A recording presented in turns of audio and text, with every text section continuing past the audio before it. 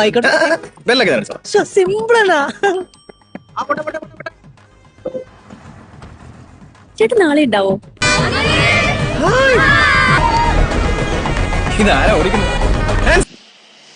ഫണ്ണിയല്ലേ ഈ സീൻസൊക്കെ, അതുപോലെ തന്നെ ഡേഞ്ചറസും. ഇന്ത്യ വിട്ടാൽ പിന്നെ കഥ ഇതൊന്നും അല്ലെന്ന് അറിയാലോ അല്ലേ. ഇവിടെ അയർലൻഡിലും ബസ് സിസ്റ്റത്തിൻ്റെ കാര്യമൊക്കെ ഇച്ചിരി ഡിഫറെൻ്റ് ആണ്. ഈ കാർഡ്സ് കണ്ടില്ലേ, സാധാരണ വേറെ പല കൺട്രീസിലും ഡെബിറ്റ് കാർഡോ ക്രെഡിറ്റ് കാർഡോ ഉണ്ടെങ്കിൽ അത് വെച്ച് ടാപ്പ് ചെയ്ത് നമുക്ക് ടിക്കറ്റ് എടുക്കാൻ പറ്റും. ഇവിടെ ക്യാഷും അക്സെപ്റ്റ് ചെയ്യും. പക്ഷേ ഈ പച്ചത്തവളയില്ലേ, അതായത് ഈ കാർഡ് TFI ലീവ് കാർഡ്, ഈ കാർഡ് ഉണ്ടെങ്കിൽ നിങ്ങൾക്ക് സ്പെഷ്യൽ ഡിസ്കൗണ്ട് കിട്ടും.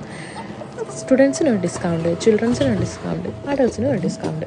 സ്റ്റുഡൻസ് മസ്റ്റായിട്ട് ഈ കാർഡ് ഉണ്ടെങ്കിൽ നിങ്ങൾ ഒത്തിരി പൈസ സേവ് ചെയ്യാൻ പറ്റും കേട്ടോ. €10 കൊടുത്ത് ഈ കാർഡ് നമുക്ക് അപ്ലൈ ചെയ്യാൻ പറ്റും.